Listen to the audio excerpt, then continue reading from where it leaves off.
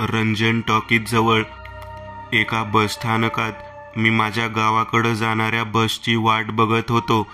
जवळपास रात्रीचे 12 वाजून गेले होते. बसस्थानकात एवढी वर्दळ नव्हती, पण मन विचलित होईल एवढी पण निर्मनुष्य नव्हती. मी असाच खूप वेळ झालं वाट पाहत उभा होतो, पण बस काही येत नव्हती. शेवट माझा सबुरीचा बांध तुटला आणि विचारपूस करण्यासाठी स्टेशन मास्टर जवळ गेलो. तेव्हा कळाले की गाडीमध्ये काही खराबी आली आहे, त्यामुळे गाडी रद्द होईल अथवा यायला उशीर होईल. मी त्यांना विचारले की अजून कोणती गाडी आहे का? तेव्हा तो म्हणाला, तुम्ही एक काम करा, महाले बुद्रुककडे एक गाडी आहे, तुम्ही ती पकडा आणि शिवगणी उतरा. तिथून तुम्हाला कुठलेही वाहन मिळेल तुमच्या गावाकडे जायला. मी त्यांचे आभार मानले आणि तसाच उभा राहिलो. काही वेळाने एक इसम माझ्या बाजूला येऊन उभा राहिला. त्याने एक सिगरेट काढली, पेटवली आणि मला म्हणाला, सिगारेट? मी त्याच्याकडे बघितले आणि त्याच्या हातातून सिगरेट घेऊन एक कश मारला आणि म्हणालो, कुठे? त्यावर तो म्हणाला, आता स्टेशन मास्टर म्हणाले तिकडे. तेव्हा मी त्याला पाहून म्हणालो, अच्छा ठीक आहे, तुम्ही पण तिकडेच येताय ना? कोण म्हटलं? अजून निर्णय नाही झाला. यावर तो हसून म्हणाला, यात एवढं विचार करण्यासारखं काय आहे? सध्या तुम्हाला कुठलीही गाडी मिळणार नाही गावाकडे जायला. मी म्हणालो, विषय तो नाहीये. मग? मी त्याच्याकडे पाहिले आणि म्हणालो, तुम्ही किती प्रवास केला आहे? नाही हो, मी एवढा प्रवास करत नाही. बस गावाकडे काही उत्सव असेल तर जातो. आता गावाकडं शिमगा आहे ना, त्यासाठीच जातोय. पण तुम्ही का असं विचारत आहात? काही नाही, चला बस आली. सांगा तर. अहो चला तर आधी, जागा पकडू, नाहीतर उभा राहावे लागेल. चला. आणि गडबडीत खिडकीतून रुमाल वगैरे टाकून आम्ही शेवट जागा पकडली. आम्ही दोघे आजूबाजूला बसलो. मास्तरने घंटी वाजवली आणि बस निघाली. शहराच्या बाहेर निघाल्यावर ड्रायव्हरने बसमधील सगळ्या लाईट बंद केल्या आणि बस सुसाट धावू लागली. गार वारे अंगावर शहारे आणत होते. आम्ही स्वतःचे तिकीट काढले. तेवढ्यात बाजूला बसलेला इसम मला म्हणाला, हॅलो, मी अनिकेत. मी त्याला माझा परिचय देत म्हणालो, हॅलो, मी विश्वास. तुम्ही कारण सांगितले नाही. तुम्ही मला काहीतरी सांगणार होतात ना? अरे हो, पण तुम्हाला विश्वास बसणार नाही. तो विनोद करत म्हणाला, तुमचं नावच विश्वास आहे तर मला विश्वास करावाच लागेल. आणि आम्ही दोघेही हसलो. तसं नाही, पण तुम्ही खूप स्टँडर्ड दिसता, म्हणून मी विचार केला की तुम्हाला विश्वास बसणार नाही. तरी मी तुम्हाला एक प्रश्न विचारेन. तुम्हाला अनैसर्गिक शक्तीवर विश्वास आहे का? अनैसर्गिक म्हणजे? अनैसर्गिक म्हणजे कल्पनेच्या पलीकडे, अस्तित्वात नसणारी, ज्या शक्तीला कुठलेही रूप नाही, न ती दिसते पण आपण जाणवू शकतो. अणुकण, इलेक्ट्रॉन, न्यूट्रॉन. तो म्हणाला, हो बरोबर आहे, पण तुम्ही जे म्हणता ती फक्त आपल्या मनाने बनवलेली कल्पना आहे. आपण एखादी गोष्ट मन लावून वाचली, ऐकली तर आपल्या मनात त्या गोष्टीचं एक चित्र निर्माण होतं. आपण कल्पना करू लागतो. उदाहरणार्थ, एखादी प्रेमकथा तुम्ही वाचली आणि ती तुम्हाला आवडली तर त्याचे एक काल्पनिक चित्र आपोआप आपल्या मस्तिष्कात उमटून जातं आणि आपण ती कथा जगू लागतो. तुमच्या बाबतीतही असंच काही झाले असेल. बरं ठीक आहे, मला मान्य आहे तुमचं मत आणि ते अगदी योग्य पण आहे. पण जर ती गोष्ट अनुभवली असेल तर? यावर तो गप्प झाला आणि म्हणाला, म्हणजे असं काही तुमच्यासोबत? हो. अरे वा, मी एक लेखक आहे. मी भयकथा लिहित आहे. तुम्ही मला तुमच्यासोबत नेमके काय झाले ते सांगा, कदाचित मला मदत होईल. ठीक आहे. आणि मी सांगू लागलो, ही जवळपास मी 18-19 वयात असेल त्यावेळी माझं शिक्षण चालू होतं. 12वी नुकतीच झाली होती. खूप कमी मार्क पडले होते मला. घरात पैसे तर नव्हतेच, पण माझे मार्क्स पाहून वडिलांनी माझ्याकडून अपेक्षाच सोडली होती. मी खूप तणावात होतो. तेव्हा परिणामी घरात भांडण होऊ लागली. असेच एक दिवस जरा जास्तच झालं. आता त्या वयात संताप आल्यावर कुठे आटोक्यात येतो, त्यामुळे बोललो काही शब्द वडिलांना वापस आणि घरातून बाहेर आलो. नाक्यावर आलो आणि महाले बुद्रुकला जाणारी बस पकडली. राग तर होताच, मनात कसलेही विचार येऊ लागले आणि रागाच्या भरात मी ठरवले की नाही, आता बस झालं. बुद्रुकवरून जी मोठ्या शहराला जाणारी गाडी पकडायची आणि निघून जायचं आणि काहीतरी केल्याशिवाय तोंड डळवायचे नाही गावाला. त्यावेळी माझी शिष्यवृत्ती आली होती आणि पुरेसे पैसेही होते माझ्याकडे. हे ठरवून मी बुद्रुकच्या बस स्थानकात आलो. रात्रीचे 10 वाजले होते. स्टेशन मास्टरची ड्युटी संपणार होती. मी त्यांना म्हणालो, आता कोणती बस येणार आहे? तो म्हणाला, तुला कुठे जायचे आहे? मी म्हणालो, इथून मोठ्या शहराला जाणारी बस जाते का? हो, पण तिला उशीर आहे. कुठला आहेस? आहे इथलाच. ठीक आहे, गाडी 1 वाजता येईल. रात्री तुला थांबावं लागेल. आणि जाता जाता म्हणाला, जर कोणी सोबतीला आलं नाही तर कुठेतरी हॉटेलात जा. जास्त वेळ इथं थांबू नको. माझं भान ठिकाणावर नव्हतं. आधीच मी रागात होतो, त्यामुळे त्याच्या बोलण्याकडे जास्त लक्ष दिले नाही आणि बस स्थानकात बसलो. असंच विचार करत 1 तास बसलो आणि माझा डोळा लागला आणि काही वेळाने जाग आली तर 12 वाजून गेले होते. मीही जरा शांत झालो होतो. मन स्थिर झाले आणि मी विचार केला, बाकी सगळं ठीक आहे, पण आईचं कसं होईल? परवानगी घेऊन घराच्या बाहेर तर ठीक आहे, पण असं न विचारता जाणं म्हणजे? एकतर आईला मी थोडाही ओझल झालो ते चैन पडत नाही. काय करू? आता मी अचंबात पडलो. काय करावे काही सुचेना. याच गडबडीत शहराला जाणारी ती बस आली. मी विचार केला की काय करू, जाऊ का नको? मी पाऊल बसच्या दिशेने सरसावले, पण जागीच थांबलो. म्हटलो, नको. जाणार तर आईची परवानगी घेऊन जाणार. गावात राहणार नाही नक्की. हे पैसे असेच जपून ठेवतो आणि सगळ्यांच्या समोर गाव सोडतो. आणि मी वापस फिरलो, पण अचानक मला कोणीतरी पकडल्यासारखे झाले. मी जरा घाबरलो, कारण मी कितीही चालायचा प्रयत्न केला तरी मी हालचाल करू शकत नव्हतो. मी पूर्ण शक्ती लावली आणि मागे सरकलो. जलद गतीने बस स्थानकाच्या बाहेर जाऊ लागलो. जाताना माझी नजर त्या बस स्थानकातल्या घड्याळाकडे गेली आणि मला कळून आले की ते घड्याळ बंद आहे आणि काटा 12:30ला थांबला आहे. मी माझ्या दप्तरात कपडे, पुस्तक आणि एक घड्याळही आणलं होतं. मी चालत चालत दप्तरातून घड्याळ बाहेर काढून बघितले तर रात्रीचे 2 वाजले होते आणि ती बस निघून गेली होती. मी अजून घाबरून गेलो. तेवढ्यात स्थानकातील बस सुरू झाली आणि जोरजोरात बस आवाज करत होती. मी बसमध्ये पाहिले तर बसमध्ये कोणीच नव्हते, न चालक न कंडक्टर. मी ते बघून जरा चकित झालो, पण मी अजूनही धीर सांभाळून होतो की अचानक त्या बसचा दरवाजा उघडला व घंटी वाजली व अतिशय भयानक आवाज आला, चला चला, कोणी राहिला यायचं, चला. हे ऐकून माझ्या पायाखालची जमीन सरकली. आता ती बस हळूहळू माझ्या दिशेने येऊ लागली. दरवाजा खुला होता. तो आवाज येत होता आणि अचानक मला हाक आली, ए अरे, कुठे निघालास? बस गाडीमध्ये, तुला शहराला नेऊन सोडतो, थांबे. मी हे ऐकून मोठ्याने किंचाळत पळत सुटलो. वाचवा वाचवा म्हणत मी पळत होतो. पळताना माझ्याकडून दप्तर एका घड्यात पडले. त्यात पाणी साचले होते. मी काही विचार न करता पळत सुटलो. तो खड्डा ऐन बसस्थानकाच्या बाहेर होता. मी आता बसस्थानकाच्या बाहेर आलो होतो. ती बस हळूहळू माझा पाठलाग करत होती. तेवढ्यात अनिकेत म्हणाला, पण बसच्या वेगापुढे तुम्ही कसे धावत होतात? मी प्रचंड घाबरलो होतो. त्यावेळी बस हळू का चालत होती ती माहीत नाही, पण ती बस माझ्या मागेच होती. तिचा दरवाजा उघडाच होता. अनिकेत म्हणाला, पुढे मग? मी म्हणालो, जीव तोडून पळत सुटलो. काही वेळाने थकलो असल्याने माझा वेग मंदावला आणि ती बस माझ्या जवळ आली. अगदी जवळ. आणि एक आवाज आला, अरे तुझं दप्तर इथे आहे. आणि तू कुठे जातोय?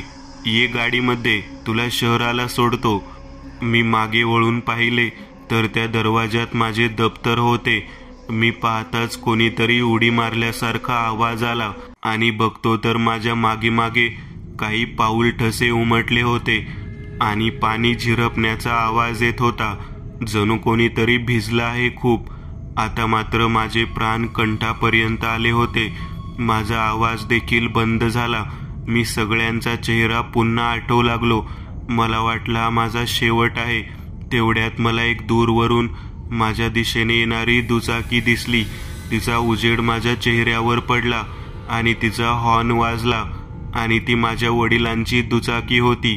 तेव्हा मला जरा कुठे हुरूप आला आणि पूर्ण शक्ती एकवटून माझा वेग वाढला आणि बाबा म्हणून मोठ्याने किंचाळी देत पळू लागलो. मग मी काही मागे वळून पाहिले नाही. बाबा, मी आहे.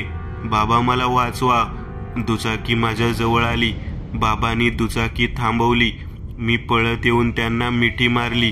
विचलित होऊन म्हणू लागलो, बाबा, बाबा मला वाचवा. तो मला घेऊन जाईल, दूर कुठेतरी घेऊन जाईल बाबा. आणि मी रडू लागलो. बाबांनी मला सावरत म्हणाले, शांत हो आधी, शांत हो. रडू नको, रडू नको बाळा. मी आहे ना, घाबरू नकोस. काही नाही होणार तुला. कोण नाही घेऊन जाणार. एवढ्या रागाने कशाला निघून गेलास बाळा? किती शोधलं मी तुला. आणि कोण होतं? का पळत होतास एवढा? मी हुंदके देत म्हणालो, एक बस माझ्या मागे होती. त्या बसमध्ये कोणीही नव्हतं. एक आवाज येत होता, चल तुला घेऊन जातो शहराला. बस माझ्या गाडीत.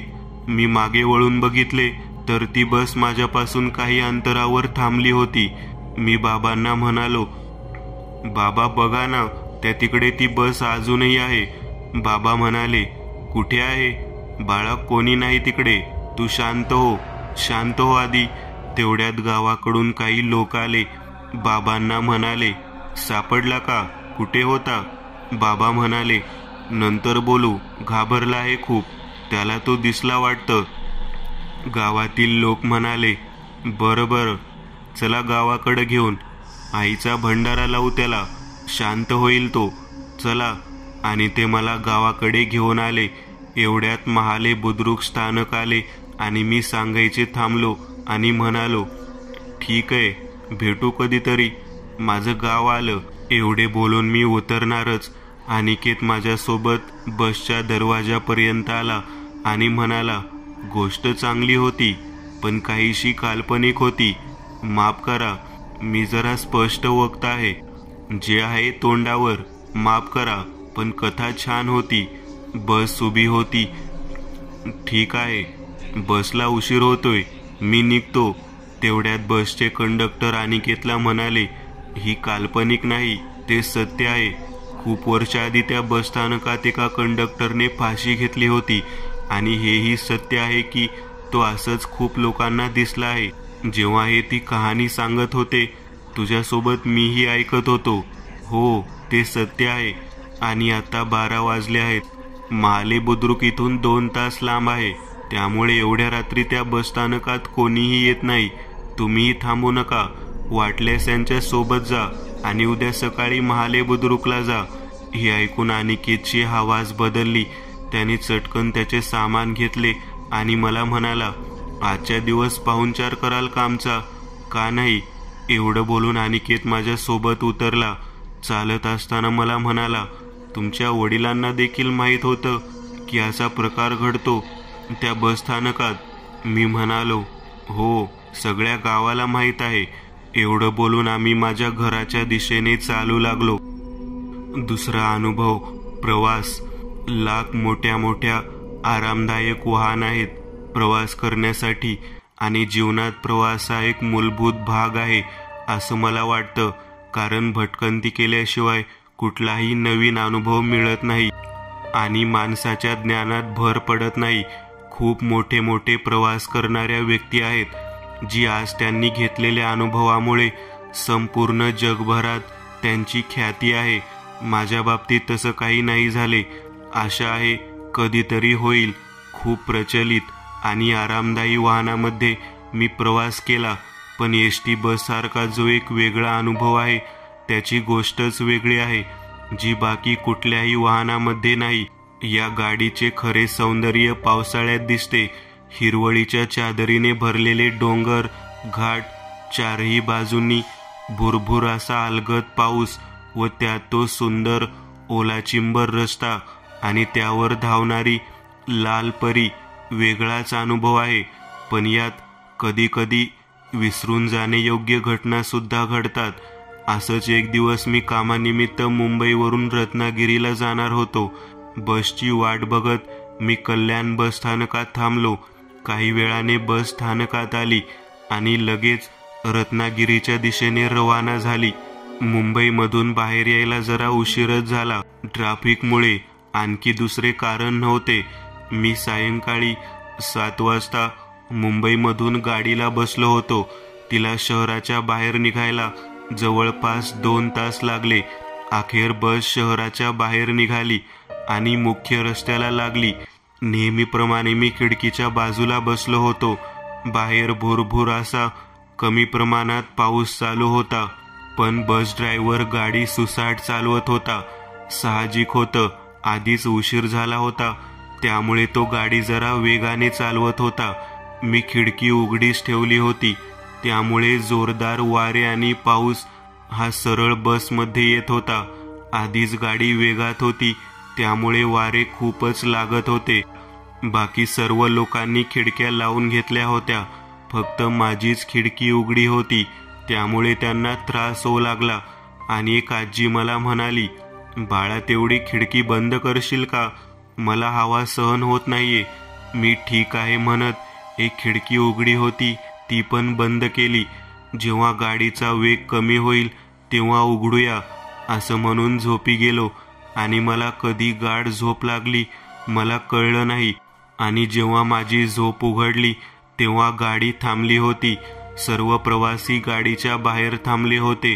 मी म्हटलं, सगळे बाहेर आहेत आणि मी एकटाच बसमध्ये कसं काय? मी बसच्या खाली उतरलो.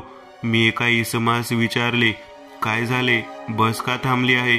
तो म्हणाला, बसला काहीतरी झाले आहे, चालू होत नाहीये.